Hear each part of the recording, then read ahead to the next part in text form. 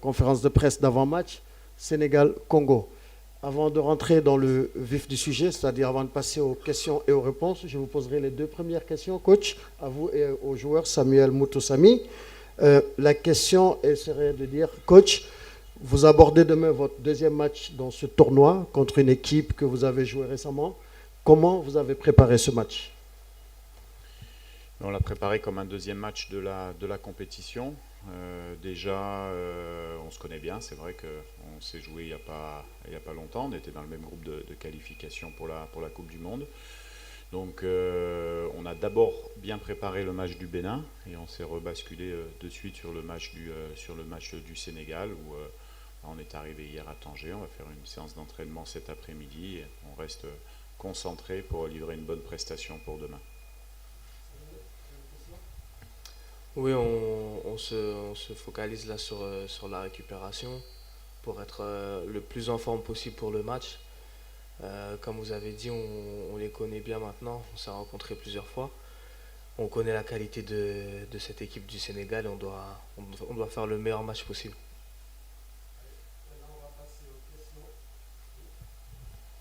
Coach, bonjour. C'est Sorna Fall du groupe des médias, Saint-Ivizik FM. Je suis la coach. Coach, la discipline tactique et défensive sera-t-elle la clé du match contre le Sénégal pour demain?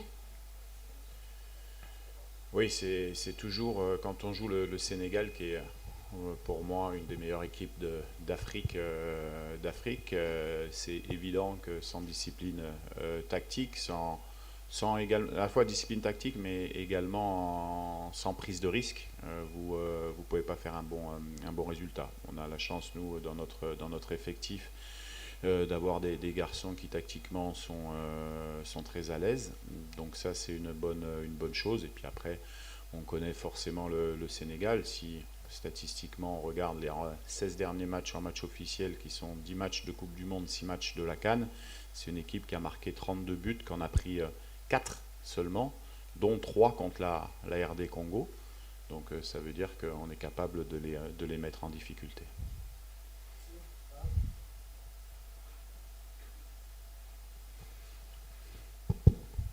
Tizan Dombele, 10e rue télévision de la RDC. Bonjour coach. Bonjour. Coach, par rapport au match de demain, déjà la CELCOM de la CAF a pris des dispositions très sérieuses pour éviter que la presse des deux pays se mette ensemble. Donc comprenez le niveau mental, le niveau de l'enjeu du match.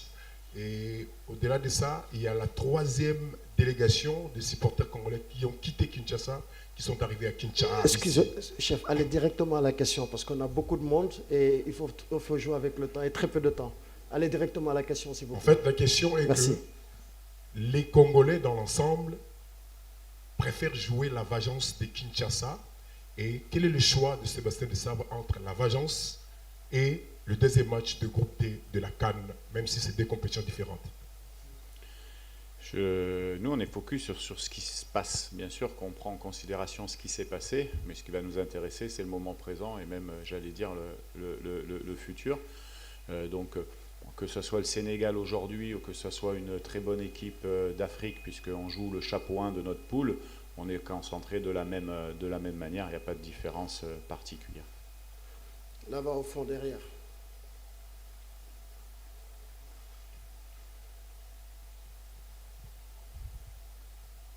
Allô, coach, bonjour. C'est Junior Bompema de la radio-télévision nationale congolaise. Généralement, à ce genre de compétition, tous les matchs sont des finales et vous allez les aborder, je pense, en tant que tel. Mais au fait, l'enjeu ici, c'est la première place qu'il faut, après ce match, qu'il faut décrocher.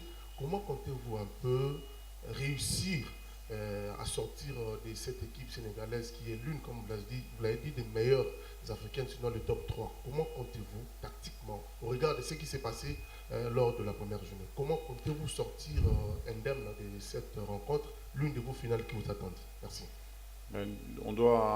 Merci pour la question, on doit être à notre niveau, c'est-à-dire à 100% de nos capacités, comme on a su l'être contre des grosses nations africaines, que ce soit Nigeria, Cameroun, le Maroc à la dernière CAN. On est capable, on a les joueurs pour, donc il faudra simplement, pour répondre à votre question, faire un très bon match de notre côté pour essayer de l'emporter. Nous, de toute manière, on va jouer. C'est un match qui est important, qui n'est pas décisif pour la qualification. En tout cas, on va le jouer pour le gagner et on va regarder cette équipe droit dans les yeux pour essayer de sortir notre meilleur football.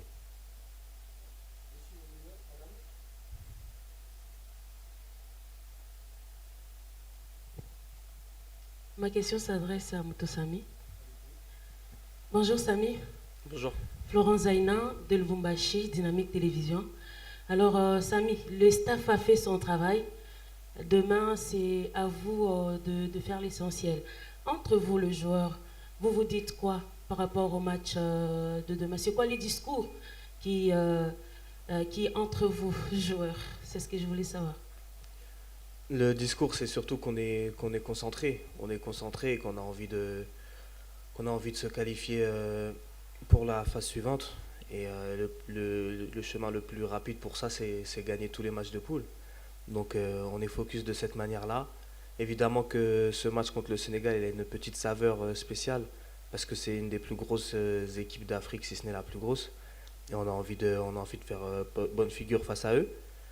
On les a déjà rencontrés, on sait qu'on est capable de les mettre en difficulté, on a envie de le faire, on a envie de montrer qu'on est capable de les battre. Excusez-moi, une fois que vous levez la main, je vous ai déjà vu, évitez de la tenir maintenant parce qu'il y a les caméras au fond de la salle, s'il vous plaît. Allez-y, monsieur Simon, vous avez le micro. Bonjour. Bonjour coach. Bonjour. Franck Simon, CAF TV. Bonjour Samuel. Il me semble, Sébastien, que vous connaissez plus que bien le Sénégal. Pouvez-vous nous rappeler un petit peu votre histoire, notamment avec les Uganda Cranes, puisque vous avez joué, me semble-t-il, les Lions de la Teranga en 8e de finale d'une précédente CAN. Ouais, exact. On était tombé en 8e de finale avec l'équipe d'Ouganda contre le Sénégal. On avait fait un bon match. On avait été pris sur une attaque rapide de Sadio Mané. Il y avait eu également un penalty qui avait été arrêté par mon gardien de but, Onyango, à l'époque. Donc oui, je connais bien. Après, l'équipe, il faut dire, elle a quand même un peu évolué depuis. Même depuis notre premier match où on avait fait match nul à Dakar en Coupe du Monde, elle a quand même pas mal évolué. Voilà, c'est comme toutes les équipes, ça a des qualités fortes bien sûr au niveau technique parce qu'individuellement il y a des bons joueurs. Après, il y a comme toutes les équipes des failles à exploiter dans cette équipe et c'est ce qu'on va essayer de faire demain.